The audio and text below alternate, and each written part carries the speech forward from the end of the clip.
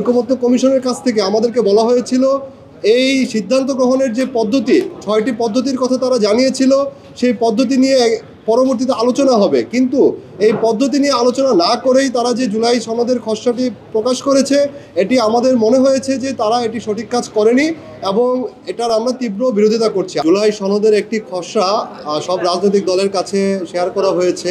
সেই সনদে এই ঐকমত্য কমিশনের যে আলোচনার ভিত্তিতে যেই সকল বিষয়গুলোতে সিদ্ধান্ত এসেছে, যেই সকল বিষয়গুলোতে রাজনৈতিক দলগুলো একমত হয়েছে, সেগুলো কিভাবে বাস্তবায়ন হবে সেটির যে পদ্ধতির কথা বলা হয়েছে, সেখানে বলা হয়েছে আগামী যে সংসদে যেই পার্লামেন্ট গঠিত হবে নির্বাচনের মাধ্যমে, সেই পার্লামেন্ট আগামী 2 বছর পর 2 বছরের মধ্যে তারা এই জিনিসগুলো বাস্তবায়ন করবে।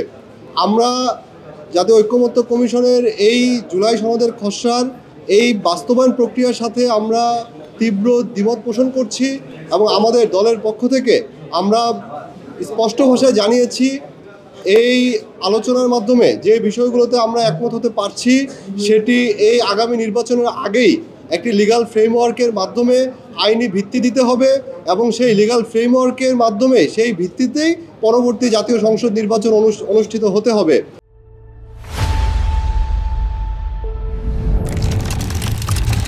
এক্ষেত্রে আমরা জাতীয় ঐকমত্য কমিশনকে আজকে আমরা জানিয়েছি এটি মৌখিকভাবে, দরকার হলে আমরা এটি লিখিতভাবে জানাবো। আরেকটি বিষয়, ঐকমত্য কমিশনের কাছ থেকে আমাদেরকে বলা হয়েছিল এই সিদ্ধান্ত গ্রহণের যে পদ্ধতি 6টি পদ্ধতির কথা তারা জানিয়েছিল, সেই পদ্ধতি নিয়ে পরবর্তীতে আলোচনা হবে। কিন্তু এই পদ্ধতি নিয়ে আলোচনা না করেই তারা যে জুলাই সনদের খসড়াটি প্রকাশ করেছে, এটি আমাদের মনে হয়েছে যে তারা এটি সঠিক কাজ করেনি এবং এটার আমরা তীব্র বিরোধিতা করছি। আরেকটি বিষয় হচ্ছে, আজকে সকাল থেকে যে ঐকমত্য কমিশনের মিটিংটি হচ্ছে, এখানে তত্ত্বাবধায়ক সরকার ব্যবস্থা নিয়ে আলাপ হচ্ছে।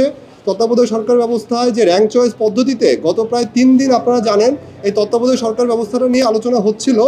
তো এই একটি জায়গায় এসে আটকে গিয়েছিল যে র্যাঙ্ক চয়েস পদ্ধতিটাই আজকে কমিশন থেকে বিচার বিভাগ থেকে আরও 2 জন সদস্য এনে 7 সদস্যের একটি কমিটি গঠনের কথা বলা হয়েছে যারা র্যাঙ্ক চয়েস পদ্ধতিতে ভোটদান করতে পারবে। আমরা এটির সাথে একমত হয়েছি এবং আমাদের সাথে সাথে আরও হাউসের প্রায় সবগুলো রাজনৈতিক দলে এটির সাথে একমত হয়েছে, শুধুমাত্র বিএনপি এবং তার সাথে কতিপয় গুটিকতক দল ছাড়া। এটি হচ্ছে আমাদের আজকের এই পর্যন্ত বৈঠকের সর্বশেষ আপডেট। না, আমাদের এক্ষেত্রে স্পষ্ট অবস্থান হচ্ছে এটা নিয়ে আলোচনা হতে হবে। যেহেতু কমিশন থেকে বলা হয়েছিল 6টি পদ্ধতির কথা, 6টি পদ্ধতি আমাদের সাথে কোনোরূপ আলোচনা না করে যদি তারা একটি জুলাই সনদ তৈরি করে ফেলতে চান, আমরা সেটির পক্ষে নই। এবং সেরকম যদি আমাদের দলের পক্ষ থেকে বারবার বলা হচ্ছে যে মৌলিক সংস্কারের যে বিষয়গুলো, যে জিনিসগুলোকে আমরা আমাদের দলের পক্ষ থেকে বলেছি যে সংস্কারগুলো আদতে না হলে এই ফ্যাসিবাদী কাঠামো দূর হবে না, সেগুলো যদি ঠিকভাবে বাস্তবায়ন করা না হয় সেই ক্ষেত্রে জুলাই কিনা সেটি আমরা দলীয় ফোরামে কথা বলে সেটি বিবেচনা করতে হবে।